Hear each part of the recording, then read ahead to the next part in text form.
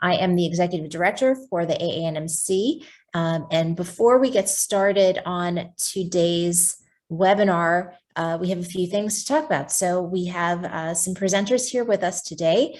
Dr. Gary Garcia joins us as the Director of Graduate and Community Medicine at Bastyr University.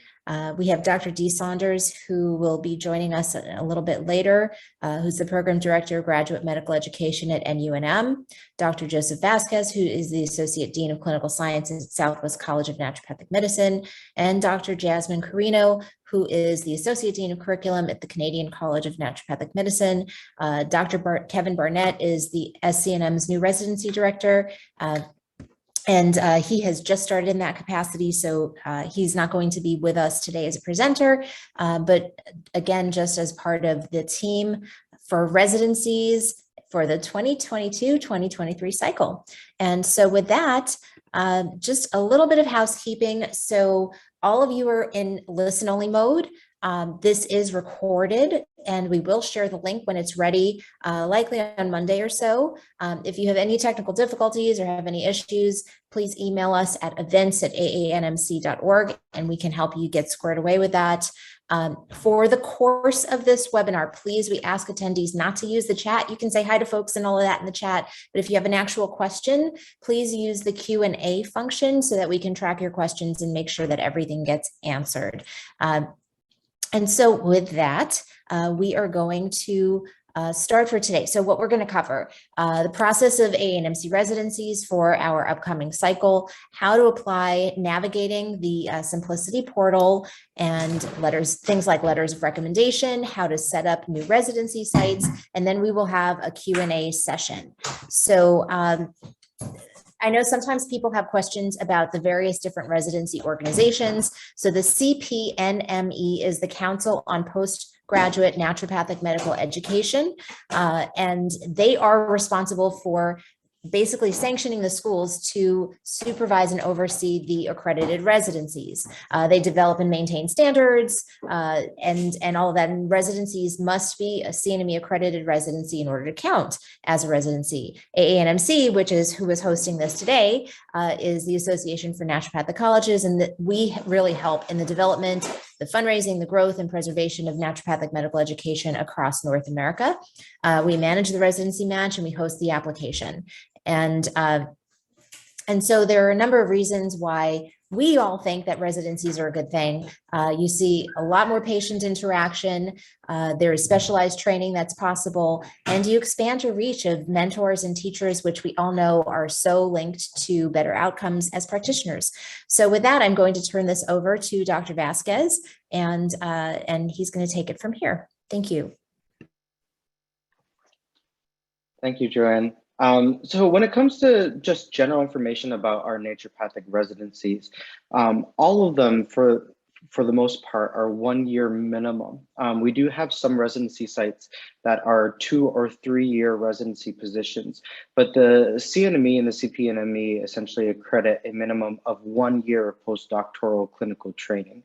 The other sites that offer 2 or 3 year positions depend on those specific residencies and those affiliations with the institutional schools, as Dr. Yanis had mentioned.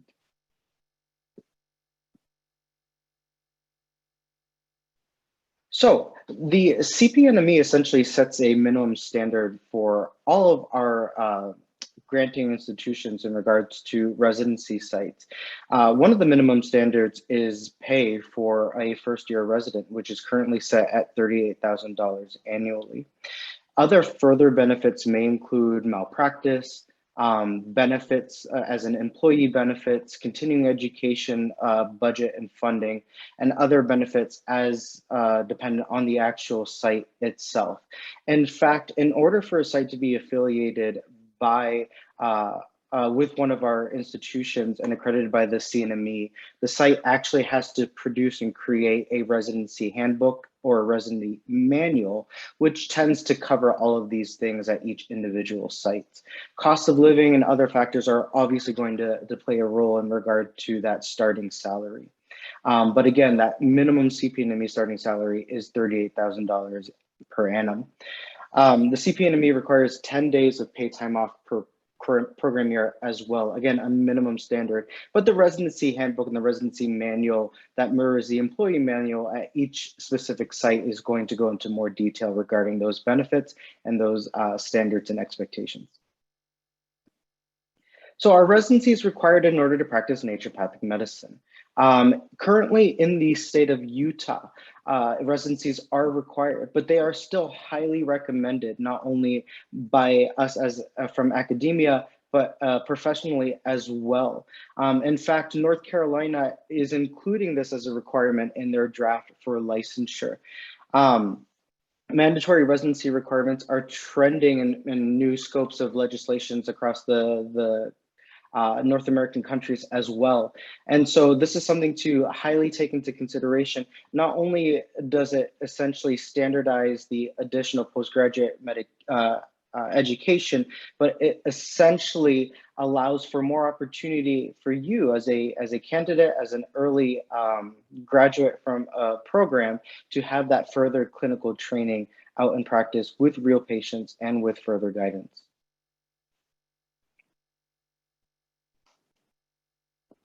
So what do residents do? It's always the money question, if you will. Next slide, please. So in a residence program of study, for the most part, residents develop and follow professional program of self-study with guidance. You are early physicians, or our candidates are early physicians who are expected to practice, expected to see patients, but there is that additional guidance from a senior supervisor, from a senior supervisory team, in addition to standardized continuing education opportunities, research scholarly activity opportunities, and so forth, to essentially supplement your learning and introduction to a real clinical practice environment.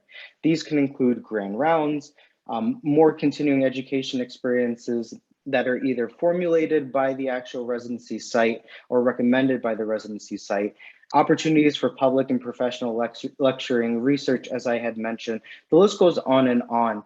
Now, the opportunities will vary from site to site, but the general requirement of scholarly activity, continuing education, and so forth is standardized across all naturopathic residencies.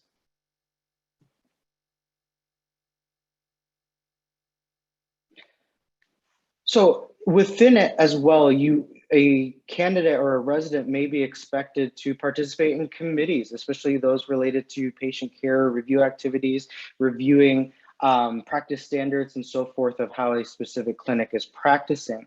There also could be academic course instruction as applicable. We tend to see those in what we call institutional residencies. So residents that essentially work within our academic institutions. There tend to be a lot of academic assignments, mentorship, supervising students, and so forth.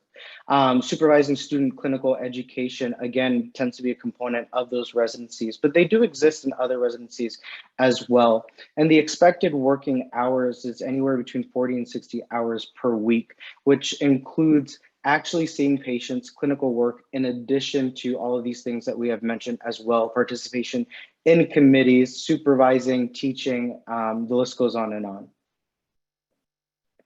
So who is actually eligible for residency? So anyone who has graduated from an accredited CNME naturopathic medical school, someone who has passed their licensing exams, NPLEX 2 or College of Naturopaths of Ontario entry to practice exams. Now, something I do want to reiterate is that these are the expectations for eligibility of residencies. These do not necessarily need to be completed prior to starting the application process, but these need to be completed in order to accept and start a residency position.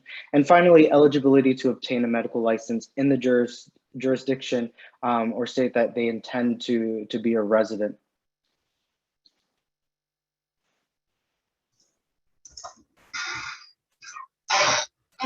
Well, good morning and good afternoon, everybody.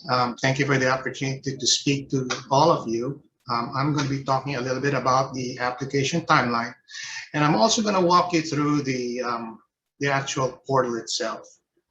So next slide, please. So this is sort of a cut and paste of the application timeline. In the portal itself, it will actually be there.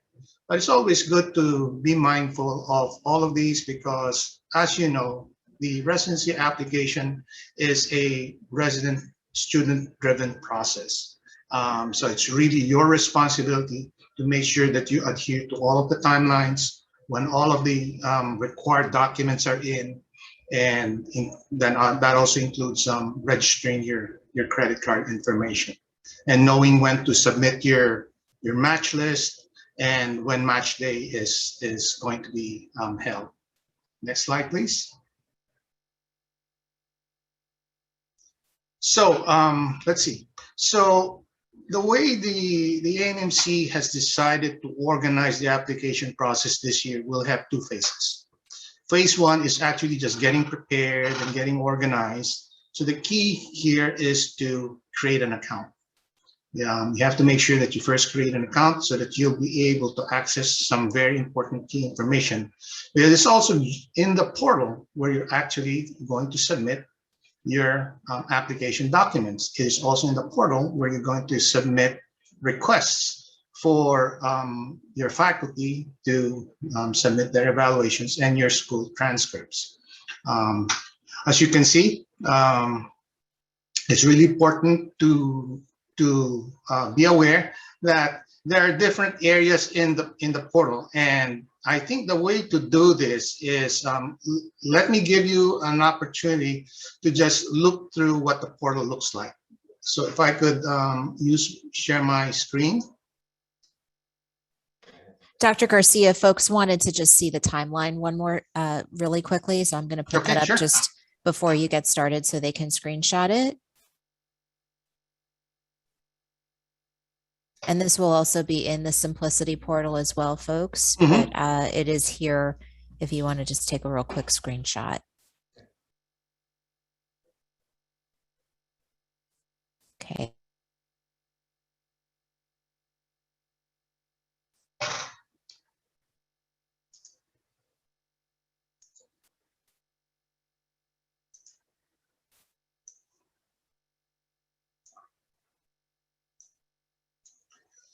So if you have an account, the first thing that you'll notice is that you have some menu items over here.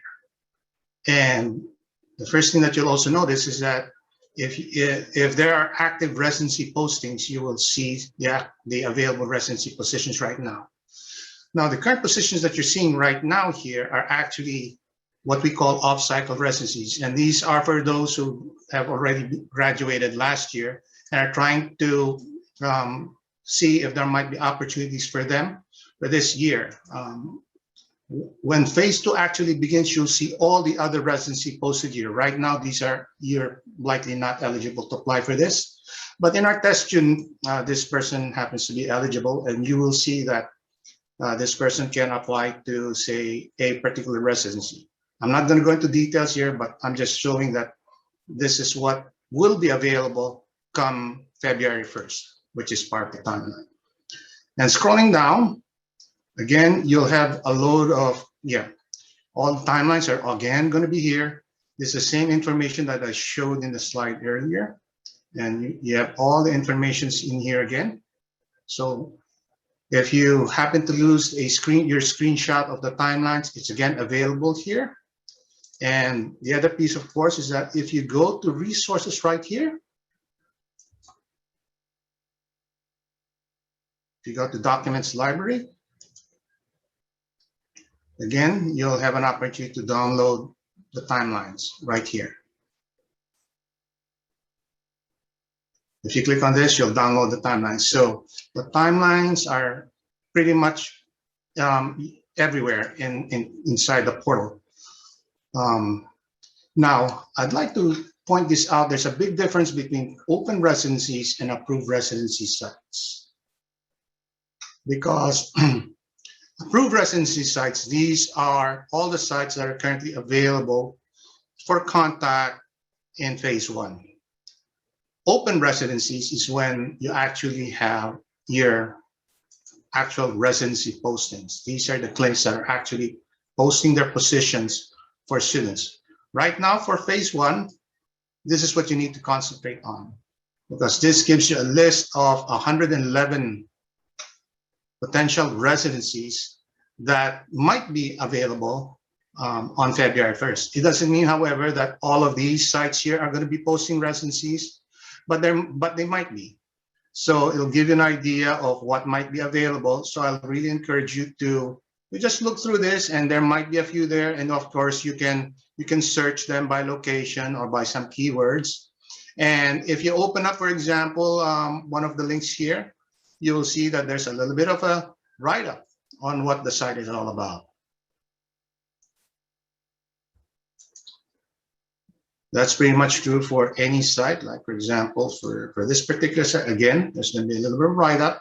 Some may even upload a video. For this particular site, no video is available, but at least it'll give you some key information. You can also see contact information if it's posted here, and other important things. These, for example, will give you an idea where the location of the site is. Now, one of the key things that's also important as part of your preparation is to go through the pathways. This will give you a sort of a checklist. So if you click on this, in our test student, for example, you will see that it prompts you to say, have you already downloaded your residency resources? Did you check the residency timeline? If you did, then you can check on that. And if you already downloaded instructions on how to write a CV, you can certainly do that. As you can see, it gives you a visual view of where you're at in this particular step.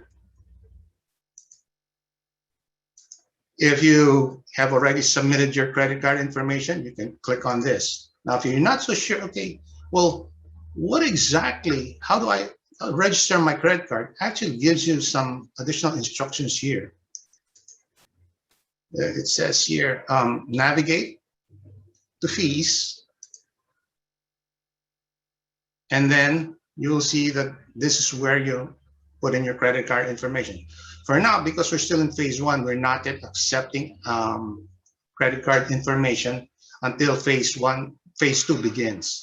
Right now, these are all only for those who are actually participating in the off-cycle. These are graduates of the previous year who might be interested in applying. For phase 2, this will be labeled something to the effect of 2022, 2023 credit card registration. And for that, then you click this, and then you fill in your credit card information, and it's registered.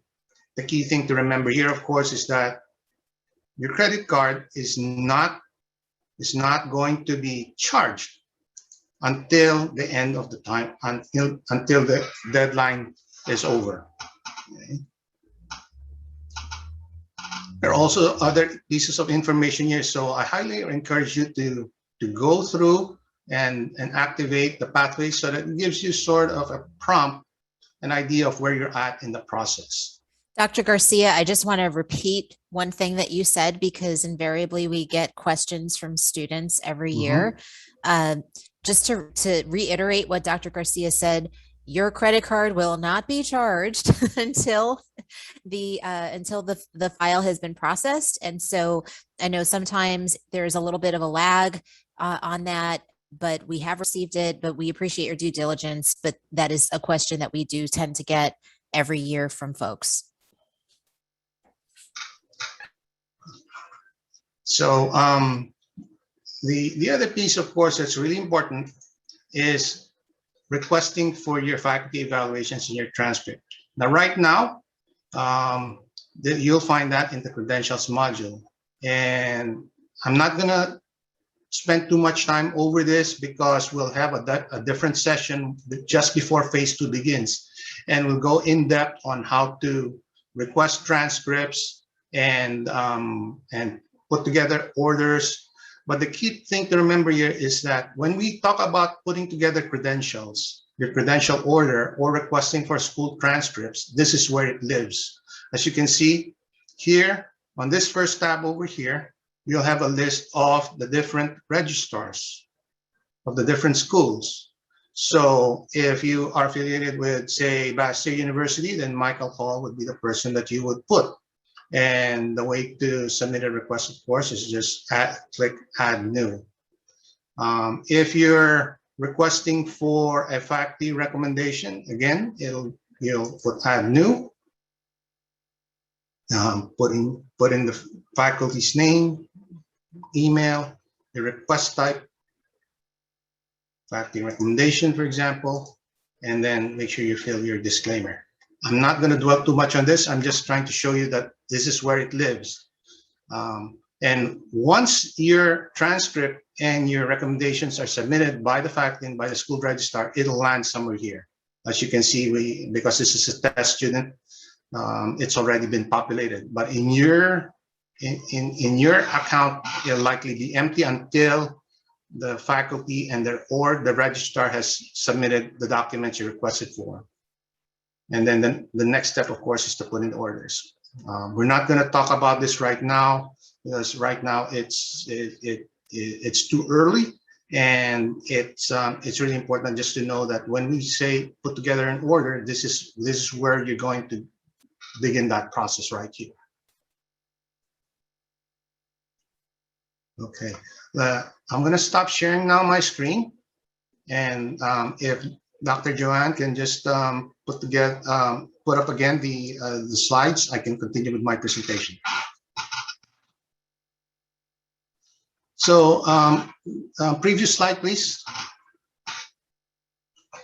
So again, for bullet point number 1, it's really important to first create the account, because in this account, it'll give you an opportunity to look at all the available approved residency sites, which is bullet point number 3. Again, those approved residencies doesn't mean that they'll be posting on February 1st. That means that these are just the clinics that have been CNME approved that you can reach out to. And we will encourage you to reach out to them so that you can maybe talk to them, schedule a visit, or even possibly even schedule a preceptorship.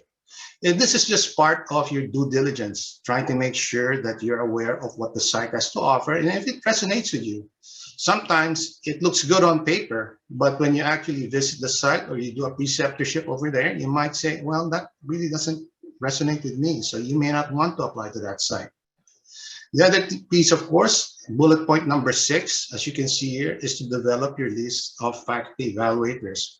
Right now, it's really important that you already begin to put together and think about who among your faculty members that you would like to approach to be a faculty evaluator. Now, because this is a clinical residency, it's really important that you approach a clinical faculty who will be able to give the committee an idea of your clinical skills as a clinician. It's really important to do that, and you'll need 3. Now, I know some students will send a request to more than 3 faculty evaluators. Sometimes I've seen students who have requested as much as 6 or 7. But at the end of the day, you're only required to submit 3.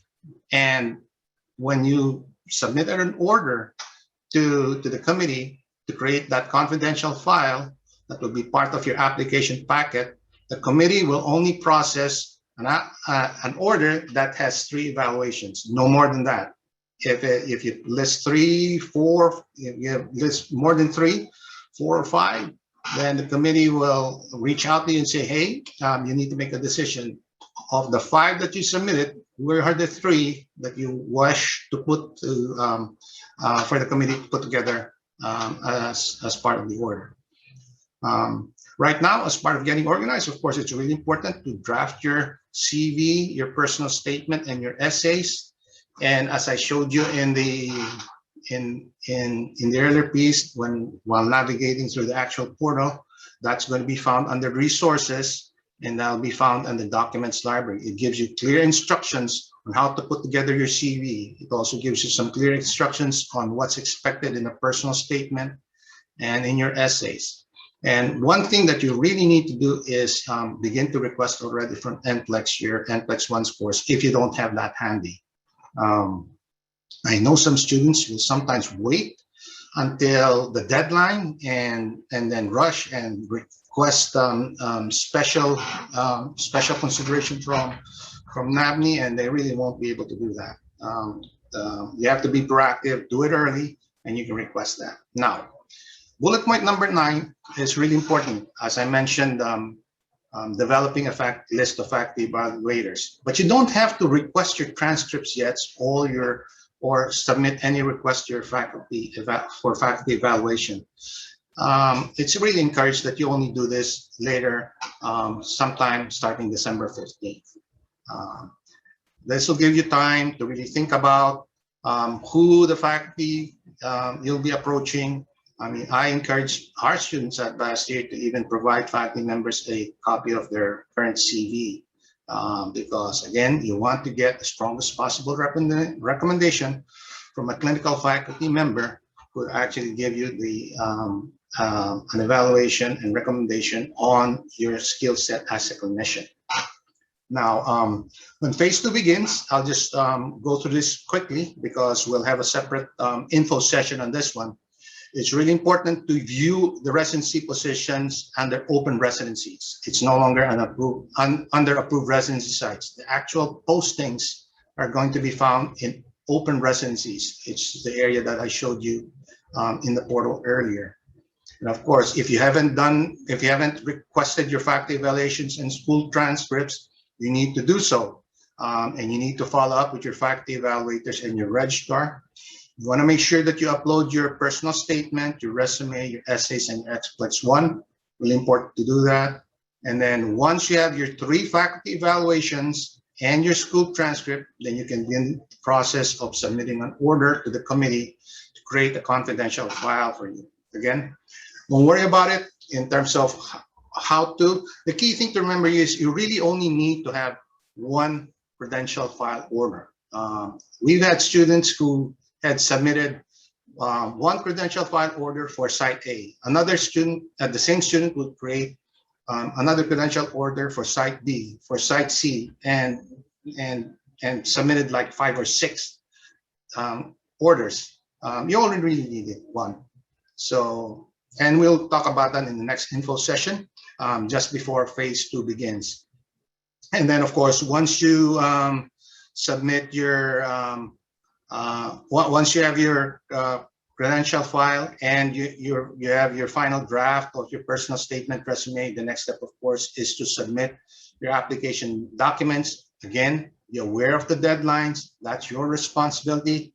And prepare for the interviews. And of course, once the interview is over, prepare to submit your list, your match list for the coming match.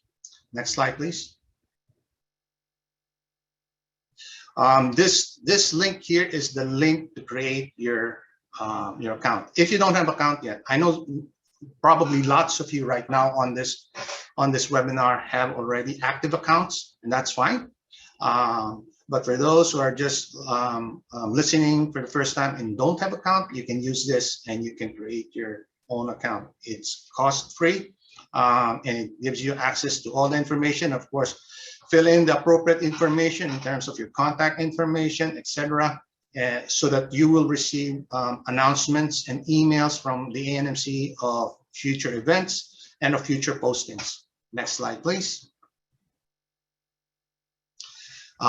Once the application period is over, of course, then you'll be assessed an application fee of $49 per site that you've applied to. Now, you want to make sure that you're aware that a site may ask you to visit in person. So make sure that you plan for the cost of travel. And one of the things that students get confused with is the match. The match portal is different from this current residency portal. It's a different portal, and the AANMC will send an email of the actual link to that portal once the portal becomes available. And that will actually be towards the end of the interview period. And of course, there'll be a separate match fee. Next slide, please. Again, this is just the overview of the key dates for phase 2. Just make sure that you're aware of this. Very important that your faculty evaluations and your transcript must be in by the 15th of February, and that you must be able to submit your order for 3 faculty evaluations and your school transcript to be put together into a confidential order submitted to the AANMC committee by the 22nd of February. And then of course, because you'll need that confidential file as part of your packet when you apply, and the deadline will be on March 8th. So be aware of this. And once the application is over, of course, you want to be ready for the coming interviews, which is really important to do. With that, I will turn over this presentation to Dr. Jasmine Carino.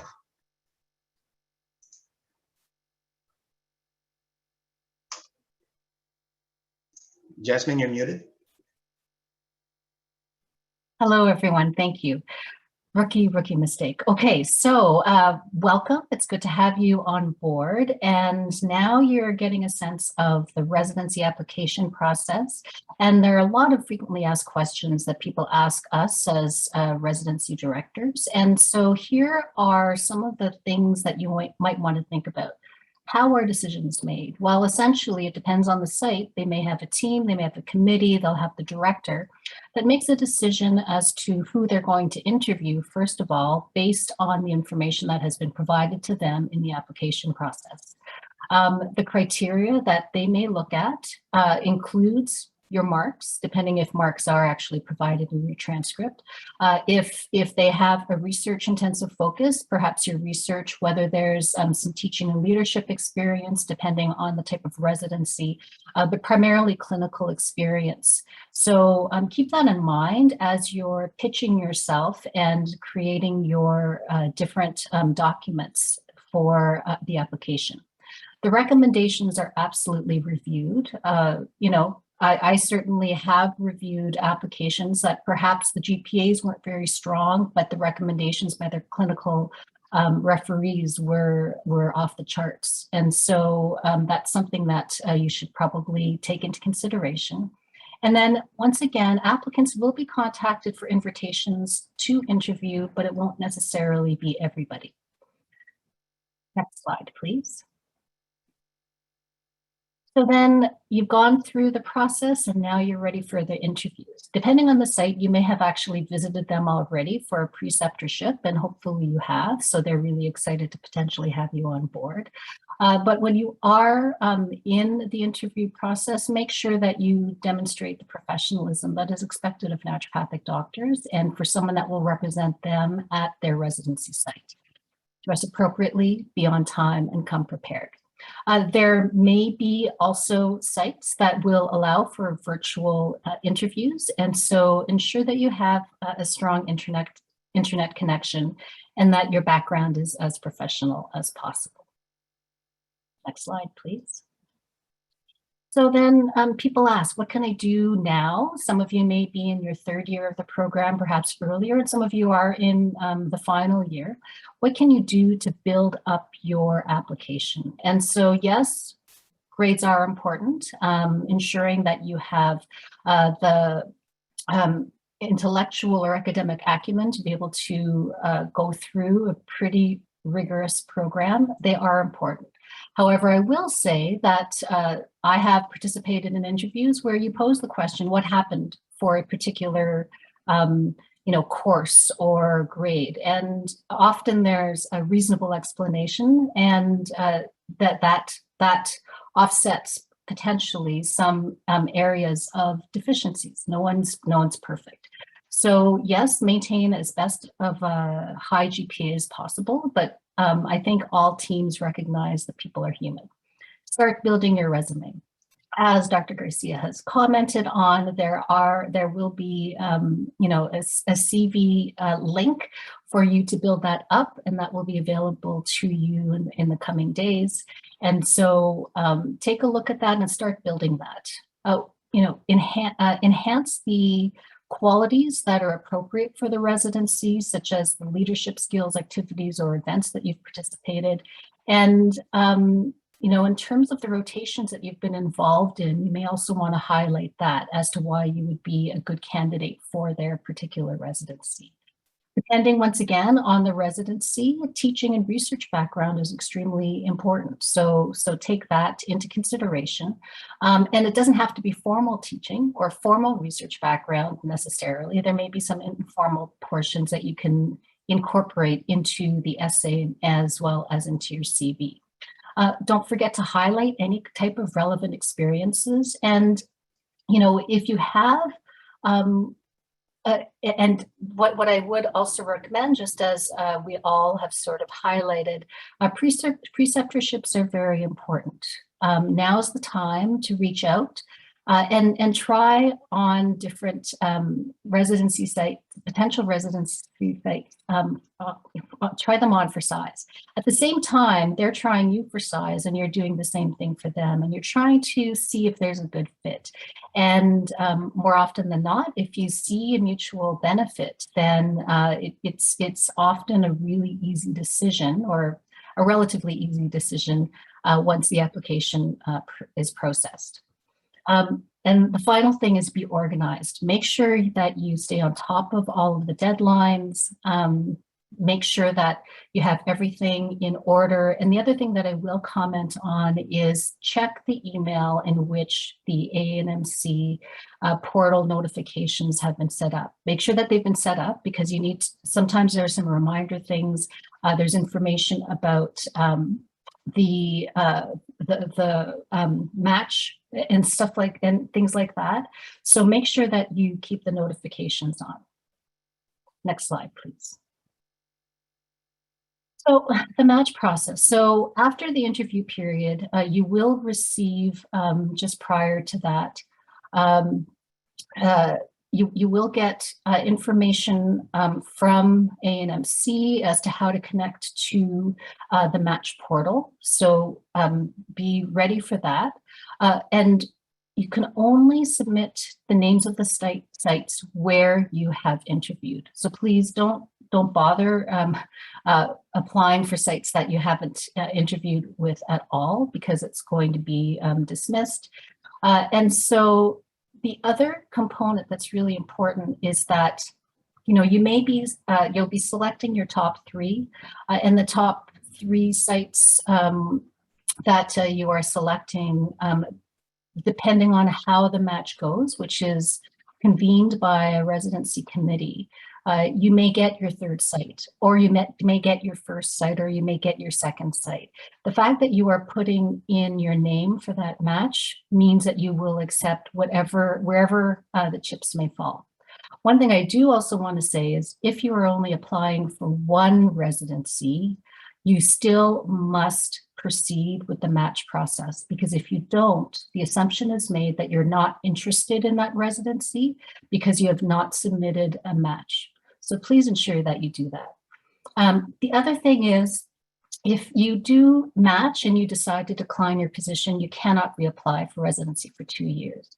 This information will be repeated, by the way, next year in 2022 when we have our second portion of this, but this is just to highlight the importance of the match.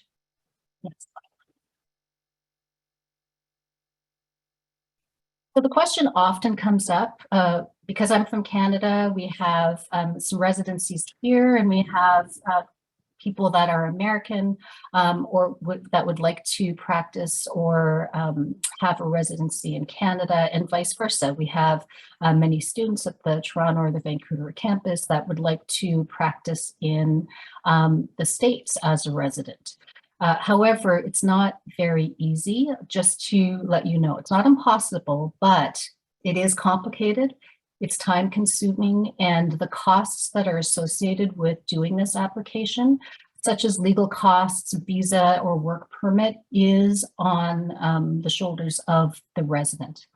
Even then, you may still be denied by the country, by the host country. So, you know, you may not accept a Canadian resident in the US, or vice versa. So just be aware of that.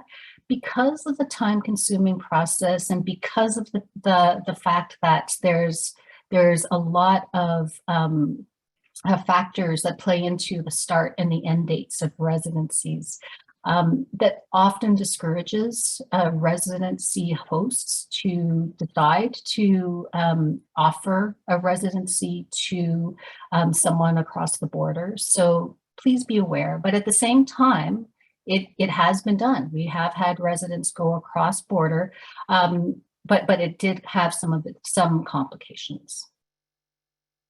Next slide, please.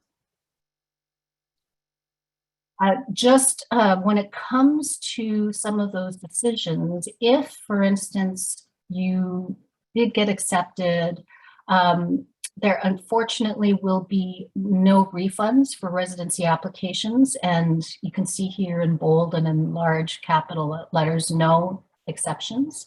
So, these include the following situations, but are not limited to. So the fact that the site accepted you in the match, but the delays forced them to accept the next candidate. You originally applied, interviewed, but decided you, the applicant, were not interested in including the site in the match. The site interviewed you, but decided to hire someone else. The site interviewed you, but decided not to hire a resident this cycle, or the site decides not to offer you an interview. These are situations where you will not be refunded for residency applications. That's it. So then the other question that comes up about, I've been preceptoring at a particular site, and I think I've warmed them up to the idea of building a residency potentially for me, but for the profession overall. What can we do to encourage them to create a new residency? So there are steps that can be done, but really the first stage would be to have that potential residency site contact the AANMC, and they would do so at residency@AANMC.org. So that's residency@AANMC.org. And Dr. Yanez will connect that site with, we'll speak with them and decide which school, which is a recognized sponsor, they would connect you with. And then they would then submit a universal site application with that particular sponsor's school. It would undergo review and vetting, and then it would be submitted to CNME for approval. So the approval process takes some time. It takes about 4 to 6 weeks. If the site has non-ND resident supervisor, then the residency at the site must have a naturopathic advisor. So that's just another component when you're thinking about a residency, because it doesn't necessarily have to fit the traditional definition of a naturopathic residency. Next slide, please.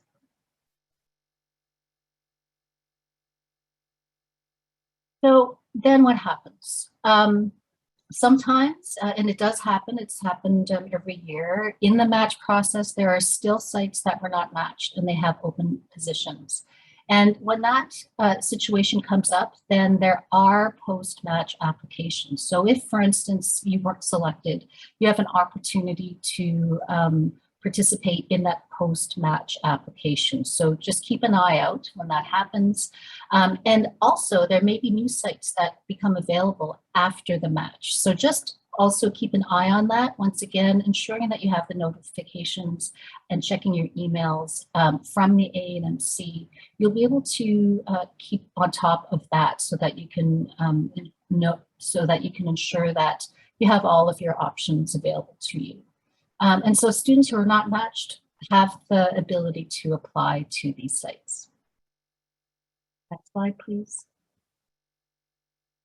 So Gary did a really great job in describing phase 1 and phase 2. The recap is this. So you have a to-do list between now and January before phase 2 officially starts. Review, do your due diligence, make sure that you have reviewed what's on the Simplicity portal, contact the site or sites that you're interested in, start working on your CV, start looking at the personal statements that and the essays that are appropriate for each of the respective sites. And then look for your NCLEX-1 scores. If, make sure that you send that out, because as Gary has stated, sometimes students have done it quite late in the game and unfortunately couldn't get the NCLEX scores early enough for the application process. Make sure you approach your faculty evaluators, aim for mid-December, highlight to them that it's going to happen, make sure that you prepare them and give them the appropriate material so that they can complete the evaluation as best as possible. And you can request through My Credentials, so you can go through that in the portal. And finally, update your profile. Next slide, please. So Joanne, I don't know if you wanted to take it from here, but this is us. Unfortunately, Dr. Saunders wasn't able to join us, but this is us. Thank you. Yeah, so thank you all. Big thank you to the residency directors for covering this information. We're going to go into a bit of a Q&A now. Before we do, I just wanted to let you know that we are planning an event next month. So in December, stay tuned. And this event is going to be more of like a first look showcase of some of the residency types, where you can see the different types of residencies that are out there, ask questions about specialty residencies and really start to process, am I going to go and visit some over the holiday break? What does this whole process look like for me? So with that, I guess I'll go ahead and ask some of these questions, and folks on the residency panel, feel free to jump in and answer them. So the first question that came in was, in this discussion, can we talk about dual residencies and what it means if we don't get a dual residency, even though we have 2 licenses?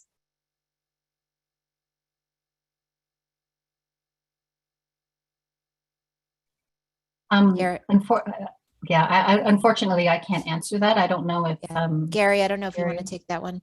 Yep. Let's see. Occasionally, we'll have a residency that's, say, a dual residency, meaning a residency that is for acupuncture and naturopathic medicine. We don't have a lot of those, but occasionally that will happen. And if it's a dual residency, then it means that the expectation is that you'll be seeing and providing clinical services and receive clinical training on both aspects, which is both naturopathic medicine and acupuncture. Therefore, it's really important that you be licensed in both. Occasionally, a site will say, hey, that's fine, you're not licensed in acupuncture, so we'll just go with converting this dual residency into a naturopathic medicine residency only. That occurs occasionally, but for the most part, if it's a dual residency, then the expectation is that you must be licensed in both. I'm not so sure if I answered that question, but thank you, Gary. That's what I've experienced so far. Okay, so the next question is, will there be instructions on what to include in our personal statements? Any guidance on that?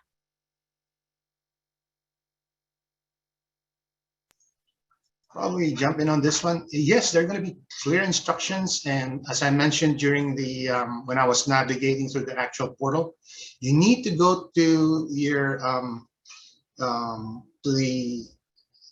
your account, go to resources. That's the key. And on the menu, go to resources, and then from there, go to documents library. Okay.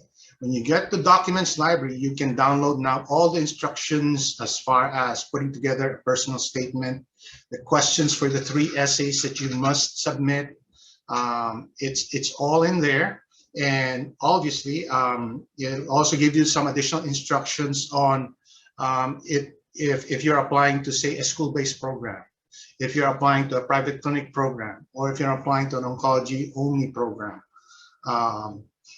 In the resources and in the documents library, you'll also have an opportunity to download even the guidelines for a CV. If you misplaced your timelines, or you wanted to have a document that you can paste on your wall, for example, then you can download a copy of the timelines itself. And also in the documents library, you'll also be able to find the guidelines for the match and the matching process itself. It'll also give you an opportunity to look at what key areas you're actually going to be evaluated on, because the form is there for you to look at and review so that you know what specific key points the committee will be looking at when they receive that evaluation. Obviously, this is not a form that you'll need to submit to your faculty evaluator. It just gives you an idea of what are those key points. How am I going to get evaluated? What are the areas that they're actually looking for when they review the evaluation that they receive from my faculty member? Thanks, Gary. So the questions are piling up, so maybe if we can try and keep the answers as short as possible here. Okay, so the next question is, are suggestions for folks that might have gaps in their CV due to COVID? So, I think what we're seeing at the undergraduate medical education level, and I can let the residency directors chime in, is you can use your personal statement as a chance to explain maybe some specific circumstances that you might have had as a result of the pandemic. And so I think we all recognize that everyone has had a challenging time this past year and a half, but that would be a good place. I don't know if anyone else has anything to add on that. I would also say that there are some informal leadership opportunities that perhaps you've been involved in that might not have been associated with an organization or anything like that. So you might want to highlight some of the activities that you have been involved in during that period. And it's okay to reach back before naturopathic medicine education. You can look back to what your leadership as well as other attributes were prior to COVID. Thank you, Dr. Carino. Next question is, do faculty recommendations need to be from your school faculty, or that can they be from private medical clinics you have worked at? I would say that it could be a combination between the three or between the two. Thank you. Next question is, can residents work beside residency? So residencies, for the most part, are considered a job duty, a job in and of itself. It's very rare or seldom that there is opportunity to work outside of it. However, moonlighting scenarios would vary on a site-by-site basis, specific to that site's employee handbook. Thank you. Yeah, I would just add, having been a resident myself at one point, I don't think I had the bandwidth to be able to hold another job on top of a full-time residency. And so I would just be cautious that, your residency is a position and that comes first. And so, any of the duties that are requisite to the residency need to be handled and handled well. And if you still have energy and time after your residency to be able to moonlight, bless you, because that is that's quite a feat. So not saying that it's impossible, but it isn't very likely. Okay, question about match. So if an applicant gets accepted to choice 2 and choice 1 reopens, can the applicant who is matched with their second choice reapply to their first?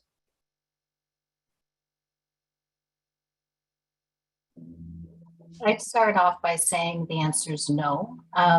Realize that the match process included the ranking that the residency host site had developed, and so the application doesn't allow for that.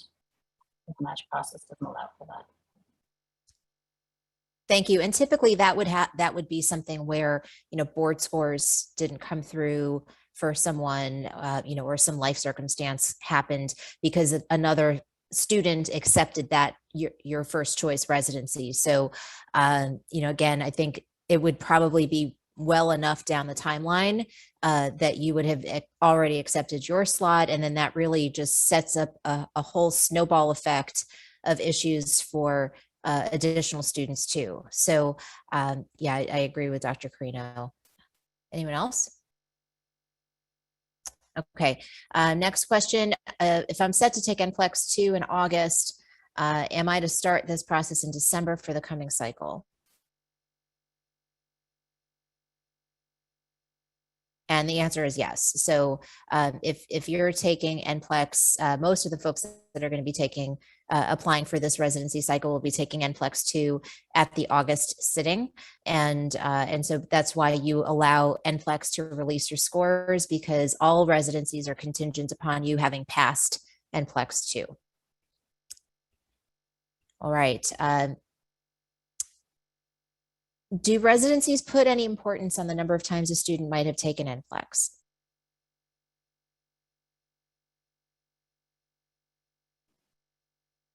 Evaluators are essentially privy to that information. We would be able to see it on the NCLEX transcripts. But as Dr. Carino had mentioned, most applications are reviewed comprehensively as a complete packet. So even though that may be seen and may be a minor consideration and may be shadowed by overwhelming extracurricular activity or stellar grades in the actual program itself. So do bear that in mind. But the transcripts usually do state that specificity on NCLEX reports. Thank you, Dr. Vasquez. So I see the comment about student shifts at 1 o'clock on Saturdays, and we are aware of that. And the next December session is going to be later. So we do realize that. Thank you for bringing that conflict up. So let's see, a question about SCNM's residencies with spring off-cycle positions. Does the timeline start or change? And so maybe you all can just touch a little bit of off-cycle. I know Dr. Carino talked about off-cycle residencies some, but Dr. Vasquez, I don't know if you want to touch on that and if others want to chime in. Sure, SCNM has specific off-cycle positions that typically start in March, April, spring of the subsequent year. Essentially, everything on the timeline is accurate minus the dates, and that everything is essentially accelerated. And those situations are usually dealt with on an individual basis. Specific to the SCNM spring postings, those postings will be uploaded into the system either December of this year or anytime in January 2022. At which point there will be a specified timeline for applications that are associated with that posting, and all of the application materials would be expected to be submitted by close of that application timeline. Then those applications are reviewed by the committee.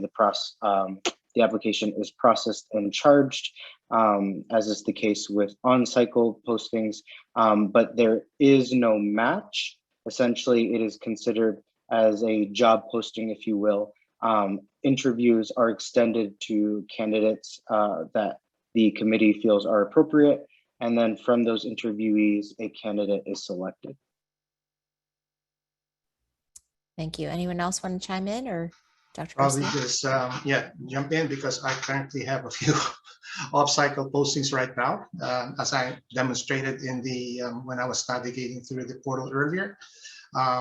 And all of these have different timelines. And like what Dr. Vasquez had mentioned earlier, there's no match for these particular programs because the match is already over. These are post-match, which is what Dr. Carino had mentioned earlier, wherein sometimes after the match is over, there might be a site that only found the resources to offer a residency, in July or in August, which is pretty much happened to a few of my sites to date.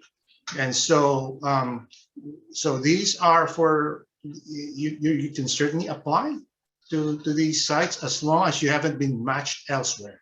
So these are available to those who did not get matched or who, for some reason or another, didn't look at the sites. They said, well, none of them actually resonate with me, and they decided to wait it out. And then all of a sudden, lo and behold, there's this great opportunity, and they said, oh, I'm going to apply to this one. So that can occasionally occur, and there's no match to this, but you must have all the appropriate documents. You must have your personal statement, your faculty evaluations, your school's transcript, your CVs. All of those need to get in place, and before you get considered. That's key. Thank you. Okay, I know we're coming up here on time, just a couple more questions. So one question about postponing residency. So let's say something in life happens and you would like as a resident to postpone the residency start date. Is that a possibility? I'll just say that this will depend on site to site. I've had at least isolated instances where it's happened to one or two of some BASE affiliated sites, and there's been an internal arrangement between the site and the resident. And they might say that, okay, it seems that it might be best for us to wait and start your residency at a later date. Instead of starting in October, for example, let's start you in March, as an example. But that's an arrangement between the site and the student or the resident after the match is over. In other words, they've already been matched. They already had an idea that this was going to happen, and both have agreed to do that. I've also had some programs that said, I'm sorry, I mean, the reason why we posted this position is because we need to have a resident to not only help us, but we're willing to train that resident right now. And so we can't wait. Example is at the Bastyr Clinic, we won't wait. We'll move on, and we will go to the first alternate. And then, and if you're still interested in Bastyr, then you're gonna have to wait for the next hire. So it'll depend, really. Thank you. Okay, question about NPLEX. Folks thinking NPLEX was pass-fail, but what is it that the sites actually see on their end from the NPLEX scores?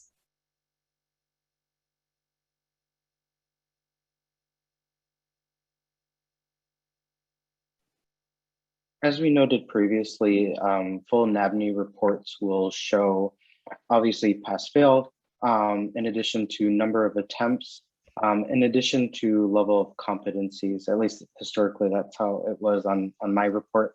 But essentially, each competency will demonstrate the bar level, if you will. You kind of have to use a ruler, determine how much you've passed by. I know our committee doesn't really delve into the specifics of that, but other committees may. Thank you.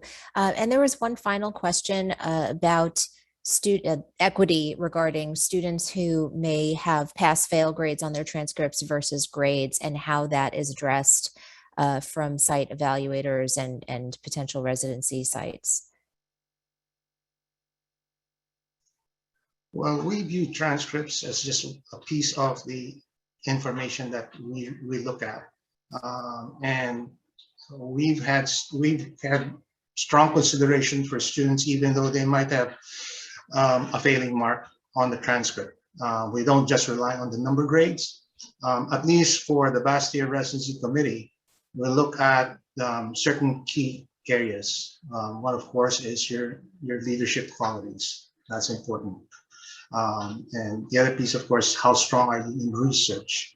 How strong are you in teaching? How strong are you in what we call the X factors, such as, at Bastyr, for example, our preceptorship requirement is only 132 hours, but we've had students who would do preceptorship of 300, 400 hours. Those are eye-popping numbers that show that this student is really motivated.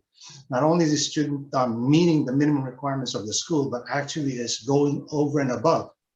And yet the student may not have a stellar transcript. We would still consider that student strongly. So the transcript is just a piece of the information. It's not the only thing that we're going to say, oh, geez, this student had 4 Fs, for example, and this student is done. We're not going to consider it. That doesn't occur in our committee. And one of the things that we also do, at least on our committee, is that we blind all the applications. So the only thing that we can't blind, obviously, is the transcript, because you'll have the school logos emblazoned all over it. So there's no way for us to say, but in spite of that, we try to blind the names, etc. And we ask our committee to score them on several categories. And transcript is just a small portion of like 10 different categories. Thank you, Dr. Garcia. Yeah, I know the blinding and equity is something that we take very seriously in the application process. There was one last question about acupuncture. So if somebody is dually licensed and they have an acupuncture degree, but they are accepting a naturopathic residency, can they use their acupuncture license? And I know in years past, this issue has come up.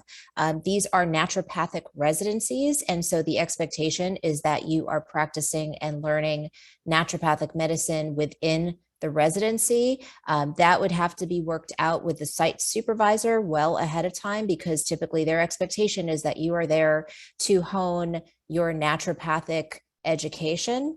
We recognize many people have dual licenses in acupuncture.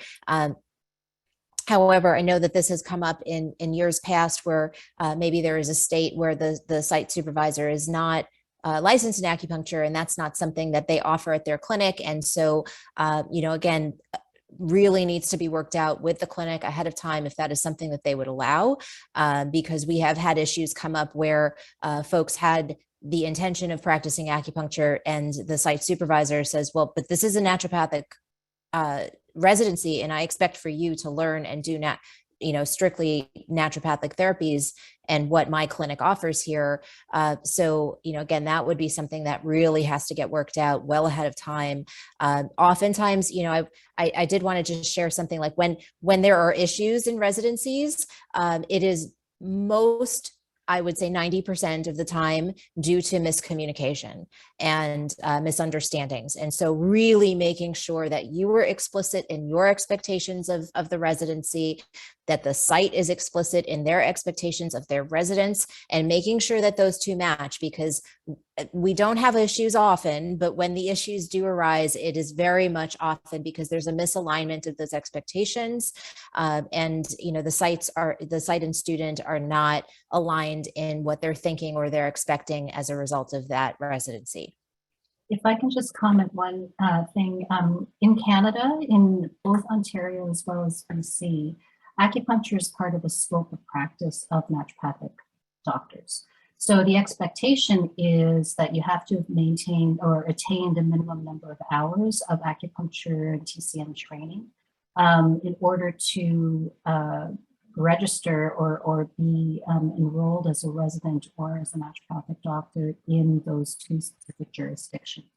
So in that particular case, you don't necessarily, like the dual licensure is absolutely a necessity, but those are rare, like rare-ish cases. If you're planning on applying in Canada, the expectation is that acupuncture is actually part of the scope. Thank you, Dr. Carino. Anyone else? I know we're over by a couple minutes, so does anyone else have anything else to add for the good of today? Otherwise, we will conclude.